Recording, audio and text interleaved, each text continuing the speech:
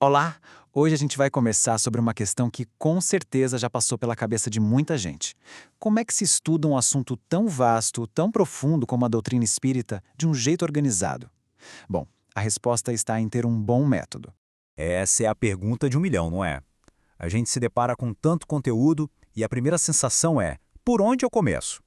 E o risco de um estudo muito rápido, muito apressado, é acabar com uma visão superficial, deixando passar aqueles detalhes que fazem toda a diferença. Mas a boa notícia é que ninguém precisa ficar perdido. A solução é como ter um mapa para uma viagem, sabe? Um guia de confiança que mostra o caminho certo, que ajuda a gente a absorver o conhecimento de uma forma bem mais estruturada. Vamos dar uma olhada nessa ferramenta? E a nossa base é justamente esta aqui. A obra Guia para o Estudo da Doutrina Espírita, da Vera Lúcia Oliveira Garcia. Pensa nesse livro como a fundação de todo o método. Ele é a ferramenta principal que vai organizar essa nossa jornada de aprendizado. Agora, o que é genial nesse guia é a estrutura dele. Ele pega todo aquele universo da doutrina e divide em, olha só, 120 temas específicos. Isso transforma algo que poderia parecer gigante, impossível de abraçar, em porções menores, focadas. Assim, fica muito mais fácil aprofundar de verdade em cada assunto. E isso nos leva direto ao coração do método: a importância de ter foco e profundidade. A ideia é bem simples. Em vez de tentar saber tudo de uma vez só, a gente se concentra numa parte para conseguir fixar de verdade os conceitos. E este slide mostra isso perfeitamente. De um lado, aquela abordagem de querer ver tudo, que é rápida, mas superficial, e a gente acaba perdendo muita coisa. Do outro lado, o estudo focado numa parte específica. É aí que a gente consegue fixar as definições. É a diferença entre só passar os olhos e realmente dominar um assunto.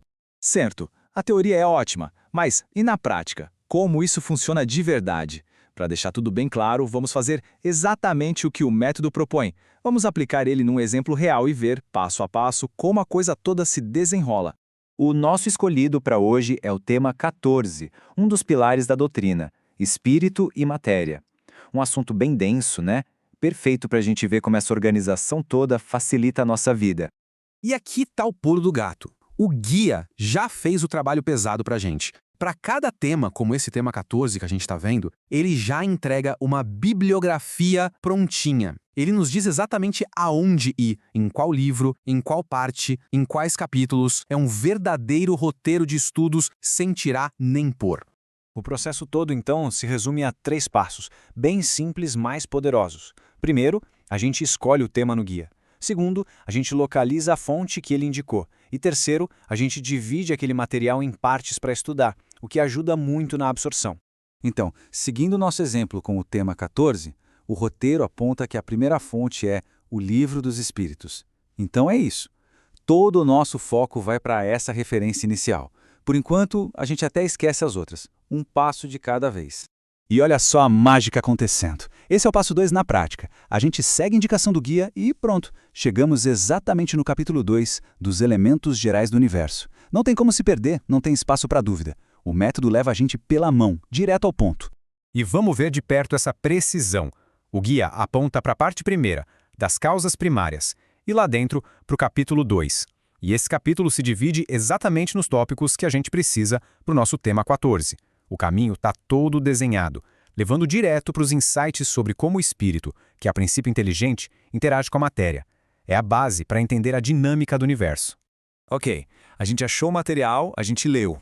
Mas como ter certeza de que o conhecimento foi absorvido de verdade? É aqui que entra a etapa final, que transforma uma simples leitura numa atividade totalmente ativa.